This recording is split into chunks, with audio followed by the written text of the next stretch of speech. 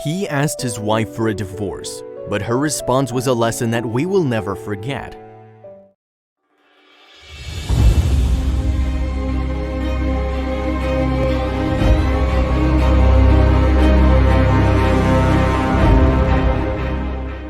Hey guys, today's story is about a man who wanted to divorce his wife, but that was the wrong decision in his life. He says, "I got home that night and found my wife preparing dinner. I approached her, held her hand and said, 'I've got something to tell you.'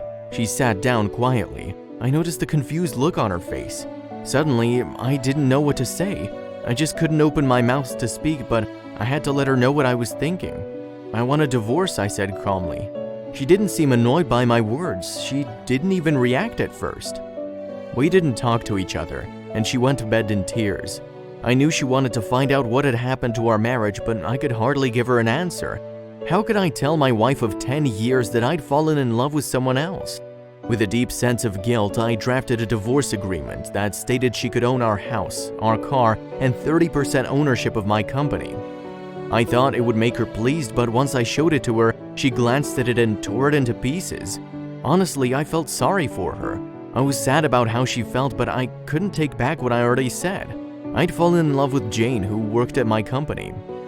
Finally, she cried loudly in front of me, which was what I expected to see. Seeing her crying at last was a bit of a release. The idea of divorce, which had obsessed me for several weeks now, seems to be clearer now. The next day, I came back home very late after spending the evening with Jane and found Amy, my wife, sitting at the dining table writing something. I didn't know what to say, so I went straight to bed and fell asleep. When I woke up, I saw Amy was still at the dining table. Without asking any questions, I went back to bed. To be honest, I didn't care and didn't even want to know what she was writing. In the morning, she presented her divorce conditions. She didn't want anything worldly from me. She requested that during the next 30 days, we both work to live as usual as possible. Her reasons were simple. Our son had his exams in a month, and she didn't want to disrupt him with such terrible news. Of course, I agreed to this condition, but she had something else in mind. She asked if I remembered our wedding day and how I'd carried her into the bridal room over the threshold that night. She requested that every day, I pick her up and take her out of our bedroom to the front door every morning for the next month's duration. I thought she was going crazy to make our last days together bearable, but I accepted her odd request. I immediately told Jane about my wife's divorce conditions. She laughed it off and thought it was absurd. Jane said Amy would have to face the divorce no matter what trick she was trying to play. Amy and I hadn't had any physical contact since the night I told her of my affair with Jane and my plans to divorce her. So when I carried her out on the first day, we both appeared clumsy and awkward. Our son clapped behind us, cheering, "Daddy's holding mommy in his hands." His words made me feel sad, but I continued carrying her from the bedroom to the living room, then to the front door. Before I put her down, she whispered, "Don't tell our son about the divorce." I nodded in agreement, feeling somewhat upset. I put her down outside the door, and we both headed off to work. The next day, as I carried her through the house, I felt that we were both a little more relaxed. She leaned on my chest and I could smell the fragrance of her perfume on her blouse. I realized I hadn't looked at this woman closely for a long time. I realized she wasn't young anymore. There were fine wrinkles on her face and her hair was starting to turn gray. For a moment, I felt guilty. I thought about what I'd done to her. On the fourth day, when I lifted her, I felt a sense of intimacy returning.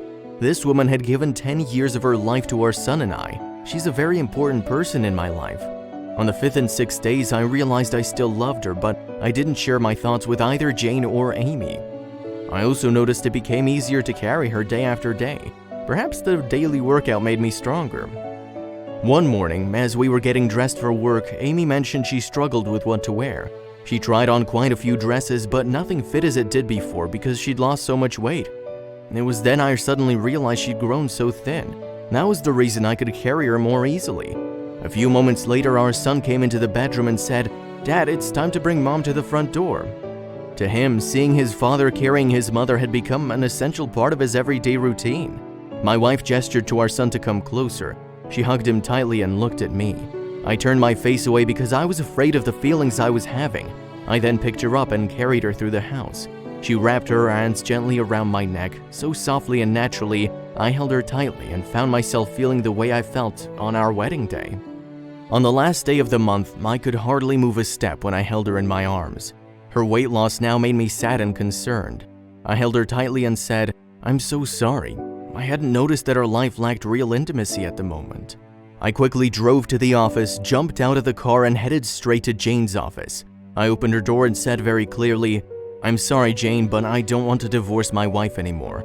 I still love her, and I've realized over the last 30 days that I carried her into my home on our wedding day and was supposed to stay by her side until death do us part, and that's what I'm going to do." As I quickly left the office, I immediately drove straight to the flower shop. I purchased a bouquet for my wife and I wrote something for her on a red card. "I'll carry you every morning till death do us part." That evening, I arrived home, flowers in my hand and a smile on my face. I felt so alive with my renewed love for my wife. As I ran upstairs to our bedroom, I found Amy. I found my wife lying in our bed dead. My wife had been fighting cancer for months, but I was so busy with Jane I didn't even notice. She knew that she would die soon, and that's why her final request was so important to her. She wanted to ensure that her son would see me, his dad, as a loving husband, carrying his mom gently to the front door every day. This incredible story shows how we must know the value of what we have before losing it. Now you know, it's time to be your partner's best friend and do the things they love before it is too late. Thank you for watching. I hope you liked today's video. Please don't forget to leave a thumbs up, subscribe to our channel, and hit the notification bell so you won't miss any new stories.